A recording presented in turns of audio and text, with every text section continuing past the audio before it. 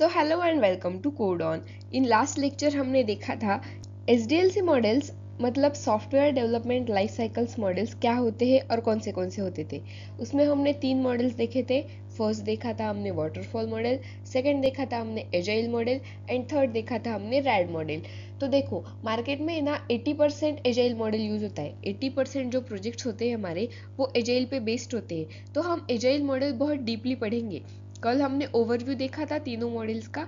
आज हम देखेंगे एजाइल मार्केट में कैसे आया, फिर वो आगे जाके वो मार्केट में कैसे इंट्रोड्यूस हुआ, किस बेसिस पे इंट्रोड्यूस हुआ, लोग उसको किस चीज़ों के लिए वर्क करते, ये सब हम डिटेल में पढ़ेंगे।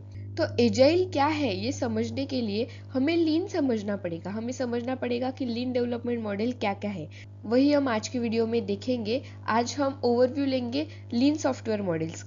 लीन सॉफ्टवेयर डेवलपमेंट क्या है? अर्ली 200s में लीन सॉफ्टवेयर डेवलपमेंट मार्केट में इंट्रोड्यूस हुआ था। तब तक एजाइल मार्केट में नहीं था। लीन मैन्युफैक्चरिंग फर्म से इंस्पायर था।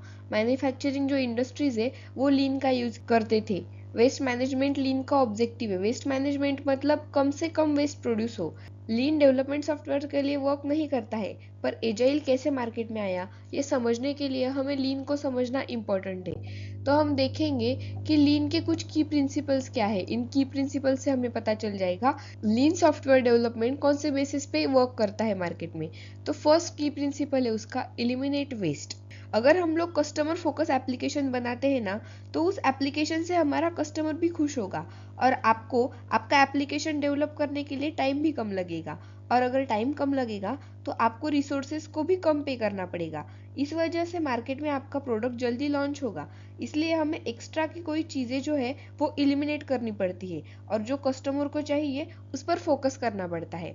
इसे बोलते हैं हम एलिमिनेट वेस्ट, मतलब जो एक्स्ट्रा का है वो देना नहीं है। देन सेकेंड पार्ट है हमारा बिल्ड क्वालिटी इन। सी बहुत बार क्या होता है, सॉफ्टवेयर डेवलपमेंट जो होता है ना उसमें सॉफ्टवेयर को हम डेवलप कर लेते हैं, फिर वो सॉफ्टवेयर को हम जब टेस्ट करने जाते हैं तो उसमें इश्यूज क्रिएट होते हैं। वो सॉफ्टवेयर जल्दी लोड नहीं होता, आपका कोड जो है वो ढंग से वर्क नहीं करता है और ऐसे बहुत सारे इश्यूज इसमें आते हैं। फिर वो डेवलपमेंट टीम क्या करती है, उस कोड को रिफैक्टर करती है, कोड के अंदर चेंजेस करती है, कोड की क्वालिटी बेटर करने के लिए वो ट्राई करते हैं। लेकिन ऐसा होता नहीं है। आपका अगर कोड आपने लिखा है, आपका कोड आपने लिखा है तो वो कोड लिखते वक्त आपको कोडिंग स्टैंडर्ड्स फॉलो करना जरूरी है, तब जाके कहीं आपको अच्छी क्वालिटी मिलेगी। आप पहले कोड लिखोगे, बाद में उसे अगर आप सुधारने जाओगे तो फिर क्या होता है, इसमें आपका सिर्फ टाइम बर्बाद होता है। It just waste of time. इसमें आपको एफर्ट ज़्यादा लगते हैं और इतने ज़्यादा एफर्ट और इतना ज़्यादा टाइम वेस्ट करने के बाद भी आपको जो एक्सपेक्टेड रिजल्ट है वो मिलेगा नहीं। इसलिए बिल्डिंग क्वालिटी कोड बनाना बहुत इंपॉर्टेंट हो जाता है। थर्ड की प्रिंसिपल है क्रिएट नॉलेज। देखो आप अगर किसी भी डेवलपमेंट फर्म में जॉब कर रहे हो ना, एज अ यूआई डिज़ाइनर या फिर एज अ बैकएंड डेवलपर, तो आपको प्रोजेक्ट के हिसाब से चीज़ें सीखनी पड़ेगी। ऐसा नहीं होता है कि आपने कहीं किसी कोर्स में कुछ पढ़ा है और आपको सिर्फ वही इम्प्लीमेंट करना है। ऐसा आप नहीं कर सकते। जैसे कि अभी हम मर्न स्टैक का कोर्स पढ़ रहे हैं। मर्न स्टैक एक बहुत बड़ा टेक्नोलॉजी है। हमने रोडमैप में देखा था, फ्रंट एंड में हम HTML, CSS, bootstrap, JavaScript, react JS और बैक एंड में नोड जेएस, एक्सप्रेस जेएस, ये सब हम पढ़ने वाले हैं। बट इसमें भी बहुत सारे APIs है जो हम मर्न स्टैक में कवर नहीं कर पाएंगे, जो आपको अलग से पढ़ने पड़ेंगे आपकी प्रोजेक्ट की रिक्वायरमेंट के हिसाब से। जैसे कि नोड जेएस के अंदर ब्लॉकचेन डेवलपमेंट भी होता है। अभी हम मर्न स्टैक डेवलपमेंट में ब्लॉकचेन डेवलपमेंट डीपली नहीं पढ़ेंगे, क्योंकि वो अलग से एक वेब3 सेपरेट टॉपिक है। ब्लॉकचेन वेब3 जो है ये अलग से एक सेपरेट बहुत बड़ा टॉपिक है। इसके लिए आपको दूसरा कोर्स करना पड़ेगा। हम मर्न स्टैक में सिर्फ उसका ओवरव्यू ही पढ़ सकते। हमें डेवलपमेंट के लिए जो जो चीज़ें लगने वाली है वो हम मर्न स्टैक में पढ़ेंगे। अभी आपको अगर वेब3 पे काम करना है तो आपको अलग से वेब3 का कोर्स लेना पड़ेगा। हम मर्न स्टैक में वेब3 कवर नहीं कर सकते ना। तो अगर आपके पास कोई ऐसा प्रोजेक्ट आया, समझो कि आपको कुछ क्रिप्टो करेंसी से रिलेटेड कुछ ऐप बनाना है, तो क्रिप्टो करेंसी किस चीज़ पे वर्क करती है? क्रिप्टो करेंसी वर्क करती है ब्लॉकचेन पे। तो आपको अगर नहीं पता है कि ब्लॉकचेन कैसे वर्क करता है, ब्लॉकचेन का कोड कैसे लिखना है, तो आपको आपके प्रोजेक्ट के लिए सीखना पड़ेगा ना।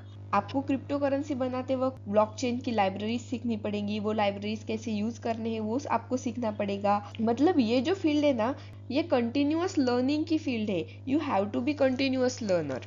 आपको हमेशा कुछ ना कुछ सीखते ही रहना पड़ेगा, मार्केट के साथ अप टू डेट रहना पड़ेगा, तभी जाके आप कहीं अच्छा सॉफ्टवेयर डेवलप कर पाओगे।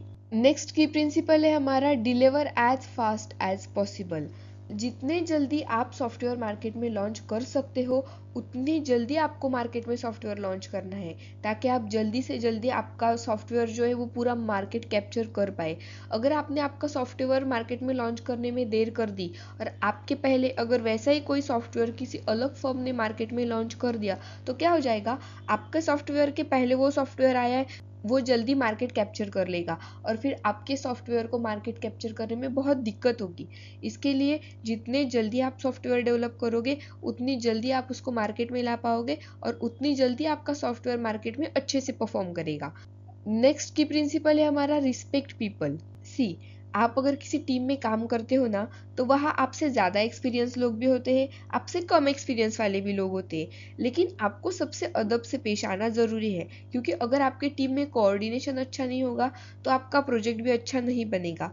अगर समझो कोई आपसे एक्सपीरियंस में छोटा है, लेकिन उसने जो सजेशन दिया है प्रोजेक्ट को लेके, वो सजेशन आपके लिए बेनिफिशियल है, तो लिसन टू देम, उनका सजेशन सुनो और फिर डिसाइड करो, उनसे बात करके, सबसे बात करके डिसाइड करो कि आपको वो सजेशन आपके प्रोजेक्ट में यूज करना है कि नहीं, वो आपको बेनिफिशियल है कि नहीं, बट एटलीस्ट सुनो। रिस्पेक्ट पीपल, क्योंकि आप अगर उनको रिस्पेक्ट करोगे तो वो भी डेडिकेशन के साथ वर्क करेंगे, आपको ही उससे हेल्प होगी।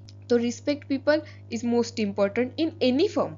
सी, नेक्स्ट की प्रिंसिपल है हमारा ऑप्टिमाइज द होल। अगर आप किसी भी ई कॉमर्स वेबसाइट पर काम करते हो ना, तो उसमें आपको छोटी छोटी चीज़ें डेवलप करनी पड़ती है। जैसे उसमें वेंडर एप्लीकेशन आता है, लॉगिन पेज आता है, उसके बाद होम पेज आता है, उसके बाद हम प्रोडक्ट का कैटलॉग देखते हैं, ऐसे बहुत सारी चीज़ें उसमें आती है। तो देखो, अगर ये सब चीज़ें अच्छे से वर्क कर रही है तो आपका एप्लीकेशन बेटर है, पर अगर इसमें से कोई एक चीज़ भी अगर अच्छे से वर्क नहीं कर पाई तो आपके एप्लीकेशन का परफॉर्मेंस जो है वो पुअर हो जाता है। अगर आपका होम पेज जल्दी लोड नहीं हो रहा है, आपका लॉगिन पेज अच्छे से वर्क नहीं कर रहा है, या फिर आपका जो प्रोडक्ट का कैटलॉग है वो जल्दी जल्दी लोड नहीं हो रहा है, बहुत टाइम लगा रहा है वो लोड होने के लिए, तो क्या हो जाएगा, आपका परफॉर्मेंस पुअर हो जाएगा। आपका जो यूज करना रहा यूजर है वो उस इतना टाइम नहीं दे पाता है, वो इम्पेशेंट यूजर होता है। अभी के जनरेशन के जो यूजर्स है वो बहुत इम्पेशेंट है। अगर कोई भी स्लाइड 10-15 सेकेंड के अंदर लोड नहीं होती है तो हम उसको स्क्रॉल कर देते हैं। जैसे कि हम रील्स देखते हैं इंस्टाग्राम पर, जब तक वो रील्स कंटिन्यूअसली हमारे चल रहे, कंटिन्यूअसली डाउनलोड हो रहे, कंटिन्यूअसली हम रील्स देख रहे, हम कितने भी टाइम रील्स देख सकते हैं। लेकिन अगर कोई एक रील अगर 2 सेकेंड के लिए भी बीच में रुक गया तो हम उसको स्वाइप आउट कर देते हैं। और उसके नीचे अगर वैसे ही जो रील्स है वो लोड ही नहीं हो रहे, हम क्या करते, एक स्वाइप अप करते, दूसरा स्वाइप अप करते, तीसरा स्वाइप अप करते, देन आफ्टर सम टाइम क्या हो जाता है, हम फ्रस्ट्रेट हो जाते हैं और हम इंस्टाग्राम बंद कर देते हैं। तो वैसे ही होगा, अगर आपका पेज, आपका जो कैटलॉग है, प्रोडक्ट कैटलॉग, वो जल्दी से अगर लोड नहीं हुआ तो कस्टमर क्या करेगा, यूजर क्या करेगा, वो स्वाइप अप करेगा, स्वाइप अप करेगा, स्वाइप अप करेगा, देन कितना टाइम देगा वो आपको, 30 सेकेंड, 1 मिनट, ज़्यादा से ज़्यादा 2 मिनट। उसमें अगर वो नहीं हो रहा जल्दी जल्दी, वो आपका एप्लीकेशन बंद कर देगा और बाद में यूज़ भी नहीं करेगा।